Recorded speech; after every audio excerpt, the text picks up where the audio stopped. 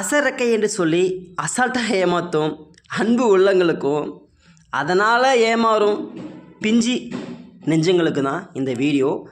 என்னென்னா இப்போ ரீசெண்டாக நம்ம இன்ஸ்டாகிராமில் இந்த அசரு வெட்டு நரம்பு இந்த கிராஸு அது எல்லாமே வந்து எடிட் பண்ணி வீடியோ போட்டுட்டு இருந்தேன். அதுக்கு வந்து ஒரு நல்ல எக்ஸாம்பிளாக சொல்லுங்கள், நல்லா எக்ஸ்பிளைன் பண்ணி சொல்லுங்கன்னு சொல்லிட்டு நம்ம குரூப்லேயும் இன்ஸ்டாகிராம்லேயும் நிறைய மெசேஜ் வந்துகிட்டே இருந்தது. ஸோ கண்டிப்பாக அதுக்கான ஒரு தெளிவான விளக்கம் இந்த வீடியோவில் பார்த்துருவோம். இந்த வீடியோ பார்த்துட்டு பிறகு ஆனால் இதுக்கான ஒரு 2-3 வீடியோ நம்ம சேனலில் போட்டிருக்கேன், பழைய சேனல்லையும் போட்டிருக்கேன், இந்த சேனல்லையும் போட்டிருக்கேன். இருந்தாலும் இப்போ வந்து ஒரு தெளிவான ஒரு விளக்கம் சொல்கிறேன். அதுக்கப்புறம் இதுக்கான ஒரு டவுட்டு வராது.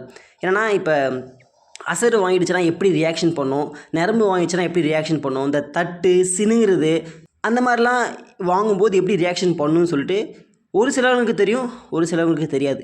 ஸோ அதையும் தாண்டி ஒரு சில இடத்துல பண்ணால் அது எந்த மாதிரி ரியாக்ஷன் பண்ணும், அந்த பிளேஸில் பண்ணால் எந்த மாதிரி ரியாக்ஷன் பண்ணணும்னு சொல்லிட்டு தான் இந்த வீடியோவில் சொல்ல போகிறேன், எக்ஸ்பிளைன் பண்ணி சொல்ல போகிறேன். கண்டிப்பாக நல்லாயிருக்கும் வீடியோவோ. அதுபோல் வீடியோவை ஸ்கிப் பண்ணாமல் பாருங்கள். ஏன்னா நான் சொல்கிற சின்ன சின்ன நுணுக்கமும் உங்களுக்கு ரொம்ப யூஸ்ஃபுல்லாக இருக்கும். சரிங்களா? ஹாய் காய்ஸ், எல்லாருக்கும் வணக்கம். எல்லோரும் எப்படி இருக்கீங்க? நம்ம சேனலில் கிட்டத்தட்ட இந்த சேனலில் ஒரு லாங் வீடியோஸ் போட்டு ரொம்ப நாள் ஆகிடுச்சு நினைக்கிறேன், ரொம்ப மாதமும் ஆகிடுச்சு நினைக்கிறேன்.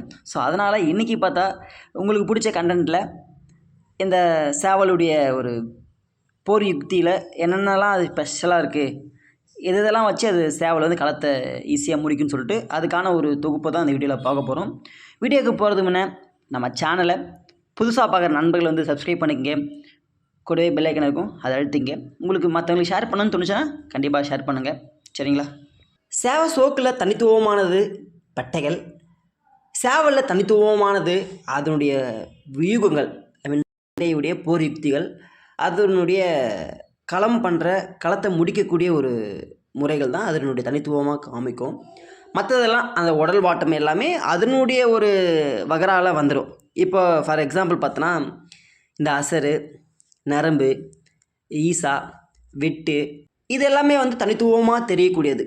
மற்றது எல்லாமே ஒரு சில சேவல்லாம் பார்த்தோன்னா நல்லா முள்ளுலே களத்தை முடிக்கும். இருந்தாலுமே அது எல்லாமே தாண்டி நான் சொன்னக்கூடிய இது எல்லா அமைப்புமே ஒரு தனித்துவமான இருக்கக்கூடிய ஒரு ஸ்பெஷலான அமைப்பு. இது மாதிரி இருக்கிற ஒரு சேவலுங்களாம் எடுத்து லைக் பண்ணி அவங்க லைனேஜை க்ரியேட் பண்ணுவாங்க, இல்லை அதுமாதிரி லைனேஜை மெயின்டைன் பண்ணி வருவாங்க. ஸோ இப்போ என்னென்னா இதில் வந்து இப்போ உங்ககிட்ட ஒரு கேள்வி கேட்குறேன். என்கிட்ட இருக்கப்போ ஒரு சில சேவல் இருக்குது, அது டப்பனிலிருந்தே இது வரைக்கும் களம் 4-5 களம் பண்ணியிருக்கு. 2வது தண்ணியில் முதல் தண்ணியிலே ஆப்போனண்ட் கண்ணை எடுத்து விட்டுரும். ஆப்போனண்ட் கண்ணை எடுத்து விட்டுட்டு கரெக்டாக ரொம்ப அறிவாக போயிட்டு அந்த கண்ணு போன இடத்துலே பிடிச்சி யுக்தி செய்யும். அந்த மாதிரி இருந்தால் அது ரொம்ப ஸ்பெஷலான ஒரு சில சேவலுங்க தான் அது மாதிரி பண்ணும். அந்த ஒரு சில சேவல்களுக்கு நான் வச்சுருக்கிற பேர் தான் க்ரியேட்டிவிட்டி சேவல். அந்த க்ரியேட்டிவிட்டி சேவல் என்னென்னா, நான் நிறைய வீடியோவில் சொல்லியிருக்கேன், ஆப்போனண்ட் என்ன மாதிரி பண்ணுறாரோ அதை ஓரளவுக்கு இவர் வாங்கிட்டு திருப்பியும் டபுளாக ட்ரிபிளாக கொடுப்பாரு. அந்த மாதிரி சேவலுங்களை ரொம்பவும் லைக் பண்ணுவாங்க. இதுவே ஒரு சில சேவலுங்க என்ன பண்ணால் ஏதோ வாய் போட்டு எக்கு தப்பாக பார்க்கும்போது கண்ணு போயிடும். பட் ஆனால் இந்த சேவல் என்னென்னா நீங்கள் டப்பனிலேருந்தே பார்ப்பீங்க, அதுக்கிட்ட பறந்த எல்லா சேவலுக்குமே கண்ணு போயிடுங்க. ஸோ இந்த மாதிரி இருந்தால் கண்டிப்பாக உங்கள் பேர், உங்கள் ஊர் பேர், உங்கள் எல்லா டீம் நேமை பற்றியும் கமெண்ட்ஸில் சொல்லுங்கள். ஏன்னா அந்த மாதிரி ஒரு சேவலாக இருக்கிறது கொஞ்சம் அரிதான ஒரு செயல் தான். இப்போ நான் சொன்ன மாதிரி அசரு, நரம்பு, வெட்டு இது எல்லாமே வந்து எங்கே விழுந்தால் அது என்ன மாதிரி ரியாக்ஷன் பண்ணால் அந்த காலுக்கு எப்படி நேம் வைக்கிறாங்கன்னா, ஃபஸ்ட்டு நம்ம ஒரு சின்ன ஒரு கருத்தை சொல்லிடுவோம். எல்லா சேவலுக்குமே வந்து ஒரு சின்ன வீக்னஸ் இருக்கும். எல்லா சேவலுக்குன்னு சொல்கிறத விட எல்லா உயிரினங்களுக்கும் ஒரு வீக்னஸ் இருக்கும். அந்த வீக்னஸில் நம்ம ஏதாவது ஒன்று ஃபோர்ஸாக பண்ணும்போது தான் அவருடைய பலம், அந்த பலத்தை பலவீனமாக ஆக்குறது தான் ஒரு சோக்கு. இது நீங்கள் சேவ சோக்குன்னு சொல்லலாம், வேறு எந்த சோக்குலையுமே சொல்லலாம். அப்படி இருக்கும்போது இப்போ ஃபார் எக்ஸாம்பிள் வந்து அசர்னா கரெக்டாக நம்ம சேவலுடைய அந்த காது பக்கத்தில் நீங்கள் கை வச்சு பார்த்தா வச்சுக்கோ, நம்ம ஃபேஸ்லேயே இப்போ சொல்கிறேன், இந்த காதுக்கு பக்கத்தில் லைட்டாக ஒரு மாதிரி பள்ளமாக இருக்கும். அந்த இடத்துல திண்டையோ விரலையோ இல்லை அந்த கட்டை விரல் இருக்கும், அதை எடுத்து போயிட்டு நல்லா வலுவாக அந்த இடத்துல பட்டுச்சுன்னா ஆப்போனண்ட் சேவல் வந்து எப்படி சொல்கிறது, ஒரு 4-5 சுற்றும், இல்லைனா ரொம்ப ஹைட்டாக எகிரி விழும், இல்லைனா களம் விட்டு ஓடி போயிட்டு வரும். அந்த மாதிரி ரியாக்ஷன் பண்ணால் அதை அசர்னு சொல்லுவோம். நான் ஏன் சோக்கு ஒரு மெத்தடில் சொல்லலாம், சோக்கு மெத்தடில் சொன்னாச்சுக்கோ ஸ்ட்ரைக் வந்துடும். அதனால தான் இவ்வளோ பொறுமையாக சொல்கிறேன் அந்த அசரை. இல்லைன்னா நம்ம பாஷையில் சொன்னால் இன்ஸ்டாகிராமில் சொல்லுவேன், தாறுமாறாக சொல்லலாம், அதில் எந்த ஸ்ட்ரைக்கும் வராது. இந்த யூடியூப்பில் சொல்லும்போது நான் கொஞ்சமாக ஒவ்வொரு வேர்ட்ஸையும் பார்த்து தான் சொல்கிறேன். அதனால தான் அந்த சேவல் பண்ணுற யுக்தி, போர், அதனுடைய தத்துவம் அப்படின்னு சொல்லிட்டு சொல்கிறேன். உடனே அது அடிக்கிற அடின்னு என்னால் சொல்ல முடியாது. இதுக்கும் ஏதாவது ஒரு வேர்ட்ஸு கண்டுபிடிச்சி அவங்க ஸ்ட்ரைக் கொடுத்துருவாங்க. அசர் விழுந்த இடத்துலையே சேவலுடைய முள்ளை ஃபுல்லாக நினச்சி எடுத்துடுச்சுன்னா அதை நம்ம ஈசான்னு சொல்லுவோம். இந்த ஈசா வாங்கின சேவலாம் எப்படின்னா அசருக்கு ஆப்போசிட்டு. அசர் வாங்கிடுச்சுன்னா சேவல் ரொம்ப சவுண்டு போட்டு சுற்றும், ஒரு 4-5 சுற்றும், அங்கங்கே ஓடி போயிட்டு வரும். ஈசாவுக்கு எப்படின்னா அப்படியே பொழுக்குன்னு கீழே பத்துரும். எப்படி சொல்கிறதுன்னு தெரில. சப்போஸ் எப்படி உங்களுக்கு நான் சொல்கிறது அண்டர்ஸ்டாண்ட் ஆகுன்னா டக்குன்னு இந்த வீடியோவை பாஸ் பண்ணி இன்ஸ்டாகிராமில் போயிட்டு சேவல் உலகன்னு இருக்கும், இப்போ ரீசெண்டாக ஒரு வீடியோ போட்டிருப்பேன், அதில் மென்ஷன் பண்ணியே போட்டிருப்பேன், அப்படி பாருங்கள். அப்படி தான் ஈசா. ஸோ இந்த ஈசாவும் அசரும் ஒரே இடம் தான், பட் ஆனால் அதனுடைய அமைப்பை மட்டும் வேறு மாதிரி கொண்டு போய் செஞ்சால் வேரியேஷன் ஆகும், அதனுடைய ரியாக்ஷன் மாறும். சரிங்களா? இதுதான் என்னுடைய கருத்து. ஸோ நீங்கள் உங்களுடைய கருத்துக்களை நீங்கள் என்ன வேணால் சொல்லலாம், தாராளமாக உங்களுக்கு உரிமை இருக்குது, கமெண்ட்ஸில் வந்து சொல்லலாம். சரிங்களா? இப்போ நரம்புனா என்னென்னா, எல்லாருமே இந்த நம்ம சேவலுக்கு கழுத்து, ஓகேங்களா, இந்த ஜோட்டுன்னு சொல்லுவோம் நம்ம. சரிங்களா?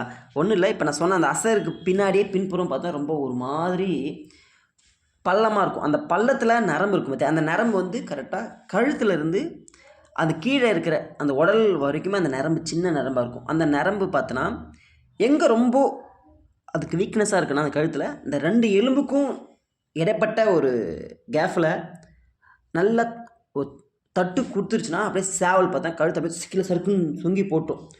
அப்படியே அதுக்கப்புறமா அதனால் சேவலை மேலே கழுத்தை எழும்பவே முடியாது. அப்புறமா தண்ணிக்கு கொண்டு வந்து அதை நீங்கள் நல்லா பெனாய்ச்சி தான் அதுக்கப்புறமா நிற்க வைக்க முடியும். இந்த நரம்பு வாங்குகிற சேவலுங்க என்ன பண்ணுன்னா, நம்ம சரியாக பார்க்கலனா களம் முடிஞ்ச பிறகு அது சேவல் ஆட்டோமேட்டிக்காகவே ஒன்று கழுத்து நரம்பாயிடும். அப்படிலாம் இந்த நரம்புனா கழுத்து அந்த சைடையும் அடிக்கும், அப்படி இல்லை இந்த ரெக்கை பூட்லையும் அந்த மாதிரி இடத்துல அடிச்சிட்டா அதை சரியாக நம்ம பெனாய்க்கலாம், ரெக்கை லைனாக அதிக வாய்ப்பு இருக்குது, கழுத்தும் அதிக லைன் ஆகிறதுக்கு அதிக வாய்ப்பு இருக்குது. அதனால் இந்த நரம்பு மட்டும் கொஞ்சம் நம்ம கேர்ஃபுல்லாக களத்திலே பெனாய்க்கும் போது அதை நல்லா தொடச்சிட்டாவே ஓரளவுக்கு அது சைடு எஃபெக்ட் ஆகாமல் இருக்கும்.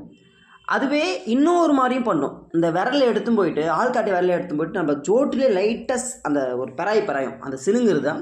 அந்த சினுங்கும் போதும் சேவல் சவுண்டே கேட்காது. என்னடா அது விரல தான் சும்மா ஒரு பொழுக்குன்னு சவுண்டு கேட்டுச்சு, அதுக்கே சேவல் வந்து அப்படியே ஜோட்டை தலையை கீழே சொங்க போட்டு அப்படியே ஒரு மாதிரி ஆகிடுச்சின்னு சொல்லிட்டு நினைப்பீங்க. அதுவும் பயங்கரமான நரம்பு தான். சரிங்களா?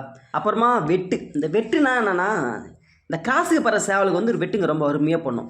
அதுதான் சொல்லுவாங்க எல்லாருமே, இந்த கிராஸுக்கு பற சேவல் வந்து ரொம்ப டேஞ்சரானது, அது எப்போ என்ன பண்ணுன்னே தெரியாது. அது அந்த கிராஸில் பறக்கும்போது அதிகமாக பார்த்தோன்னா கண் எடுத்துரும், ஈசா வாங்கிக்கும், வாய்மூல் அடிச்சிடும். அந்த வாய்மூல் அடிச்சிட்டா பார்த்தீங்களா அது ஒரு பெரிய இம்சையாக போடுங்க. அதுக்குன்னு ஒரு கதையே இருக்குது, நான் அடுத்த வீடியோவில் சொல்கிறேன். அப்புறம் இந்த கோச்சா குத்துன்னு சொல்லுவாங்க. அது என்ன பண்ணால் ஒரு சில சேவலுங்க இந்த முள்ளை ஃபுல்லாக நினைக்காம கொஞ்சம் கொஞ்சமாக நினச்சிட்டே இருக்கும். அதுவும் என்ன பண்ணால் அப்படி ஒரு சில சேவலுங்க ஜோட்லேருந்து கீழே இருக்கும், இன்னொரு சில சேவலுங்க கீழேருந்து ஜோட்டு வரைக்கும் மேலே ஏற்றும். இந்த மாதிரி சேவலுங்க நம்ம என்ன பண்ணணும்னு வச்சுக்கோ, கோச்சா குத்தான்னு சொல்லிட்டு லைட்டாக அப்படியே பெனாய்க்கும் போது விட்டுட்டா அதான் பிரச்சனை. ஏன்னா அது முதல் தண்ணி 2வது தண்ணி 3வது தண்ணிக்கெலாம் போகும்போது சேவலை ஏர்லாக் ஆகிடும். அப்புறம் ஏர்லாக் ஆகிட்ட பிறகு சேவலை ஏர்லாக் அந்த களத்தில் ரொம்ப கஷ்டமாயிடுங்க. அதுக்கப்புறமா நல்லா நம்ம சேவல் பறக்கும்போது உடனே அடுத்த தண்ணிக்கு அப்படியே ரிசல்ட்டே மாறிடும். அதனால் இந்த கோச்சா குத்தியும் நீங்கள் ரொம்ப உஷாராக கவனிக்கணும். சரிங்களா? மற்ற எல்லாத்தையுமே வந்து ஈஸியாக நீங்கள் எடுக்காமல் அது கொஞ்சம் மெனக்கட்டு அதை நீங்கள் ரெடி பண்ணுவீங்க. இந்த கோச்சா குத்து வாங்கும்போது நீங்கள் முடிஞ்ச அளவுக்கு கழுத்தில் ஃபுல்லாக உறிஞ்சி எடுத்துருங்க. ஷேக்காவை நல்லா அடிங்க. சரிங்களா? ஷேக்காவை நல்லா அடித்தாவே அந்த கோச்சா குத்துக்கு எந்த சைடு எஃபெக்டும் ஆகாது. ஓகேங்க, வீடியோ ரொம்ப லென்த்தாக போகுதுன்னு நினைக்கிறேன். இந்த வீடியோ உங்களுக்கு பிடிச்சிருந்தா லைக் பண்ணுங்கள். அதுபோல் உங்களுக்கு மற்றவங்களுக்கு ஷேர் பண்ணணும்னு நினச்சாலும் புதுசாக வரவங்களுக்கு ஷேர் பண்ணி விடுங்க. சரிங்களா? இதுபோல் வீடியோக்களை இன்னும் நீங்கள் பார்க்க நம்ம சேனலை சப்ஸ்கிரைப் பண்ணிக்கங்க. நன்றி, வணக்கம்.